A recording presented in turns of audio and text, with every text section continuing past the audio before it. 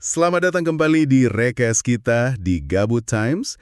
Kali ini kita mau ulas satu video YouTube yang judulnya lumayan bikin mikir nih. Dari Korigore, judulnya Seks Hiburan Orang Miskin. Agak provokatif ya. Iya, judulnya emang langsung ngena gitu ya. Dan ini muncul pas lagi rame banget berita soal penemuan bayi kan. Awal 2025 ini katanya udah 14 kasus. Betul, ada yang di Cirebon, Bekasi juga disebut ya kalau nggak salah. Nah, video ini coba nyambungin tuh. Apa bener seks jadi pelarian atau hiburan utama buat yang ekonominya terbatas? Terus hubungannya apa sama kasus-kasus sosial ini? Mari kita bedah bareng ya. Oke, menarik nih buat diulik. Jadi pemicunya jelas ya, postingan viral sama kasus buang bayi itu. Korigore di videonya coba ngupas nih pernyataan seks hiburan orang miskin ini fakta atau mitos aja. Iya, dan dia makenin dari awal. Ini bukan mau ngerendahin katanya, tapi lebih ke analisis mindset atau pola pikir gitu. Oke, mindset ya. Gimana tuh maksudnya? Nah, ini yang menarik. Fokusnya itu digeser. Jadi bukan semata-mata soal seksnya sebagai aktivitas, yaitu kan kebutuhan biologis, ya, semua orang butuh. Iya, iya. Tapi lebih ke konsekuensinya, terutama konsekuensi reproduksi yang, yaitu tadi, nggak direncanain. Oke, yang nggak direncanakan. Betul. Dan ini yang sering dikaitin sama, apa ya sebutannya, mindset miskin itu. Kurang perencanaan jangka panjang. Jadi bukan cuma soal nggak punya uang, tapi soal cara berpikirnya gitu ya? Bisa jadi begitu. Sumbernya bilang ini nggak melulu soal keterbatasan finansial, walaupun seringkali jalan bareng, gitu. Terus dia bawa data juga kan soal populasi Indonesia yang katanya udah 284 juta jiwa di 2025.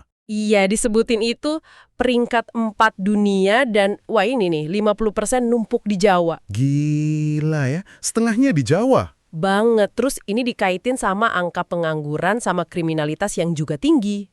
Jadi argumennya, banyak yang lahir, tapi jadi kurang efektif gitu ya buat negara, karena ya itu tadi, nggak direncanain dengan matang. Kurang lebih gitu arahnya. Dan ini nyambungnya ke isu akses. Akses. Maksudnya? Akses ke informasi dan fasilitas. Sumber videonya nyebutin orang dengan keterbatasan finansial mungkin ya, akses ke edukasi seksual yang benar, terus ke alat kontrasepsi juga lebih susah. Oh iya, masuk akal sih. Prioritasnya mungkin lebih ke makan dulu ya daripada beli kondom atau pil KB. Bisa jadi. Beda sama yang katakanlah finansialnya lebih oke. Mereka punya lebih banyak pilihan. Mau pakai kontrasepsi gampang, atau bahkan milih child free sekalipun. Tapi tadi katanya soal mindset, bukan cuma soal uang. Nah, itu dia. Sumbernya juga ngasih catatan penting. Mindset miskin soal kurang perencanaan ini sebenarnya bisa ada di mana aja.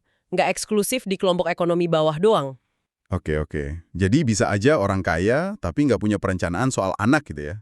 Mungkin aja. Jadi isunya lebih luas dari sekedar kondisi ekonomi. Terus ada lagi yang disinggung Korigore soal budaya lama, banyak anak, banyak rejeki. Itu gimana tuh?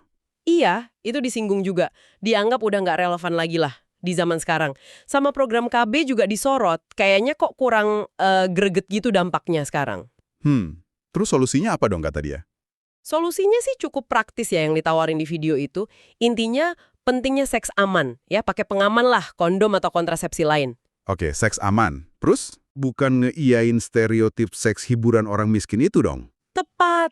Justru sumber ini kayaknya mau ngajak kita mikir lebih jauh dari penyederhanaan itu. Gimana tuh? Ya, seks itu kan kebutuhan biologis, atau bisa juga pelarian emosional. Ya, buat siapa aja, nggak mandang status ekonomi.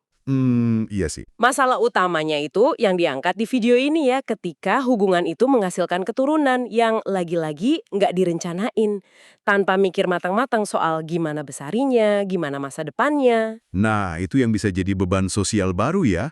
Lingkaran kemiskinan lagi. Betul, itu intinya. Jadi soal tanggung jawab sama perencanaan, apapun status ekonominya. Dia juga sempat nyentil soal data kekerasan seksual loh, katanya juga naik. Jadi makin kompleks lagi kan isunya. Wah, iya ya. Jadi intinya bukan soal seksnya itu sendiri, tapi lebih ke pola pikir, perencanaan, akses informasi, fasilitas. Wah, banyak ya. Tanggung jawab juga. Kompleks banget ternyata. Bener sekali.